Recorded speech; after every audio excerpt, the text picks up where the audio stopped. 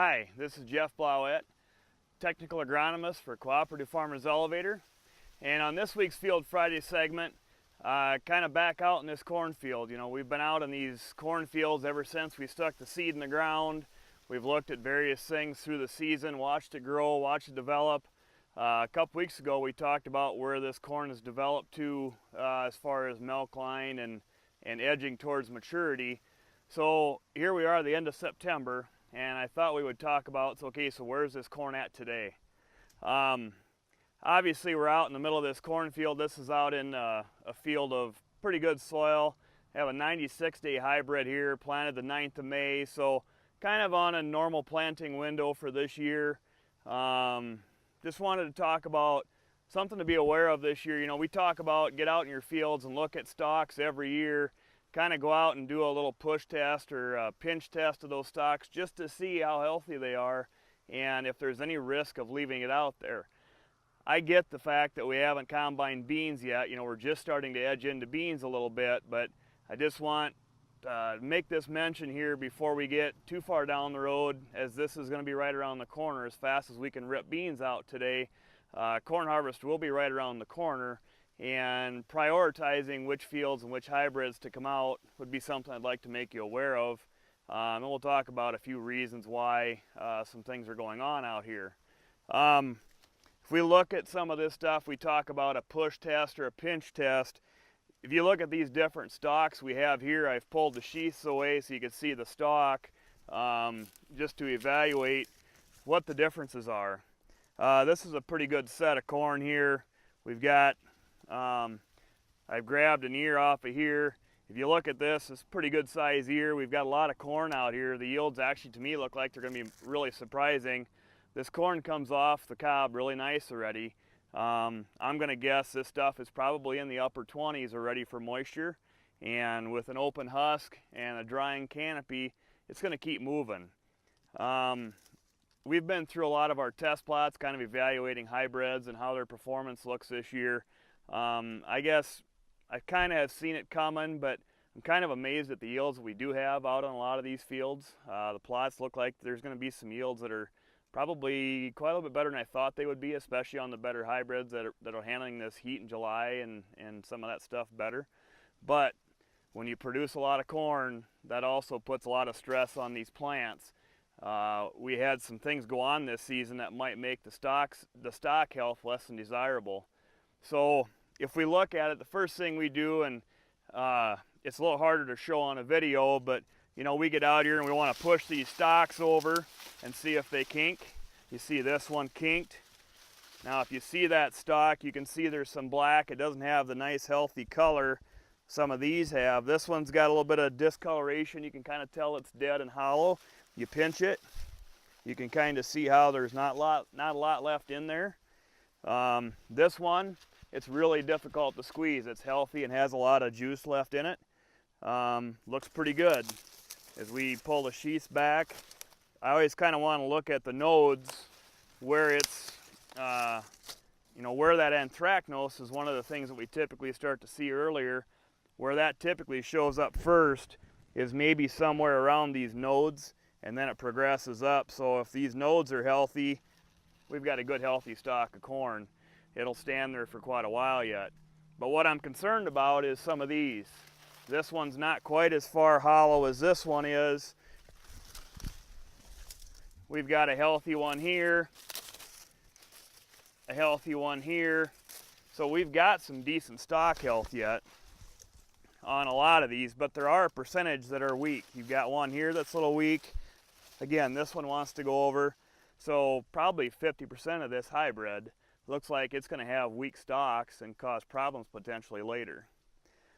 There's obviously hybrid differences in stalk health and everything, but I thought I'd touch on some of the things that went on this season that might have caused some of this. Some fields got planted fairly cool this spring. We had a couple planting windows where the forecast was for some cold weather, even some snow, but the soils were dry enough to plant. Some guys put some acres in then. Yeah, it's nice to have some stuff planted early, but there's some risk involved with that. And planting earlier, if we get cool snaps that come through right after that corn's planted, sometimes we can get some stress that causes crown rot, a disease that kind of gets into that plant but doesn't really manifest itself until stress way late in the season. That could cause what we're looking at here. If we had a fair amount of disease come in, we didn't have a lot of disease this year in most fields, but there were some that had a fair amount of rust that come in late.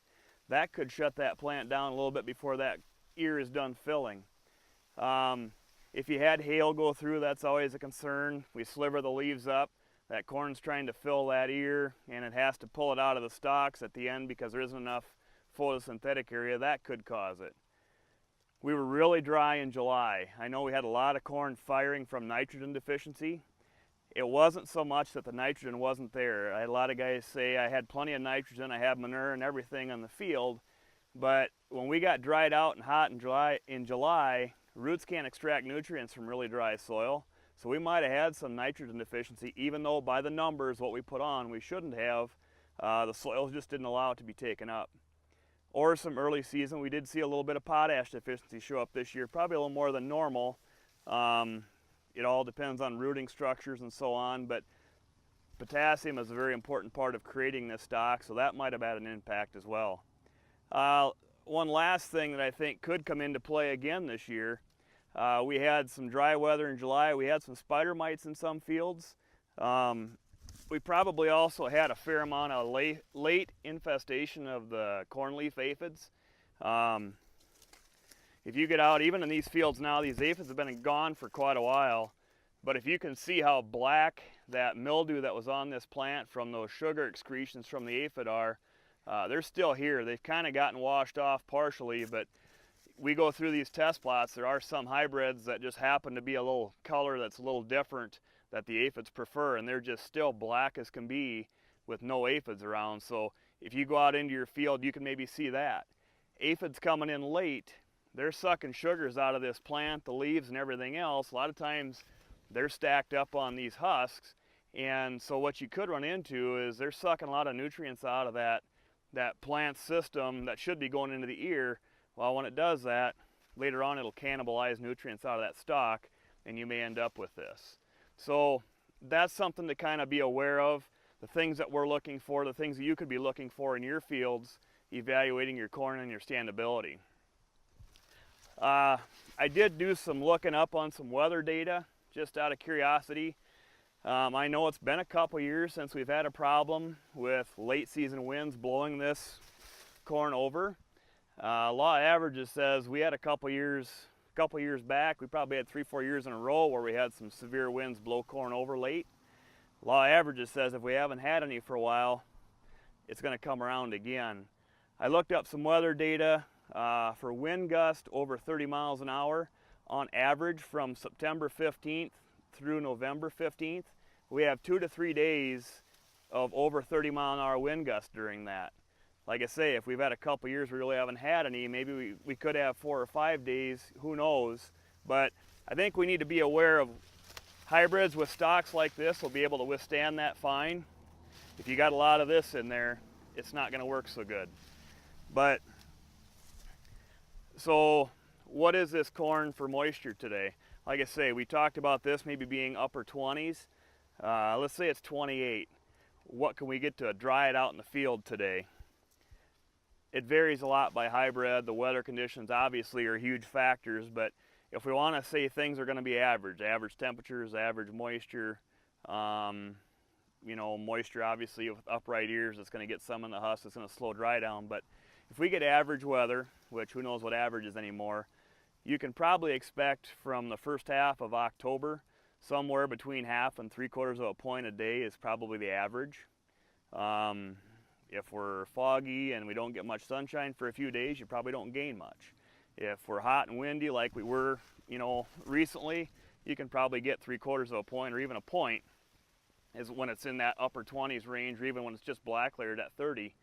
You can take those first few points out pretty easily. As we progress into late October, last half of October, our average moisture dry down probably goes from 1/4 point to 1/2 point a day on average. We're losing at least getting towards 3 minutes a day of daylight. So in a week's time, we're losing over 20 minutes of daylight. So that's one of the reasons why we lose that ability to dry it in the field. Once we get into the 1st of November, historically we don't dry much corn. Now we can have way above normal temperatures and dry some corn in November, but statistically it's not a very good bet. So I guess I look at it as it's a lot easier to dry corn. A lot of guys have dryers in their own field or in their own farms. It's a lot easier to dry corn when the outside temperature is 50 degrees than when it's 30, and that happens a lot more likely in October than November, and that'll give you some time to get harvest wrapped up before we happen to get a wind and cause problems. Again, not all fields are going to have problems. We've got plenty of fields and we've got other hybrids that really do have good stalks yet. Fungicide's looking like a really good play this year. We're helping that plant health, and it looks like it's going to pay pretty well, even at $3 corn. But there's only one way to find out. Maybe get out, see how your fields are doing, see how they're progressing, and then you'll know. But just kind of thought I'd bring you up to speed on where we're at. We're getting towards the end of this corn crop. If it's black cleared, which this is, it's basically all done but harvest. So that's this week's Field Friday segment, and we'll see you next week.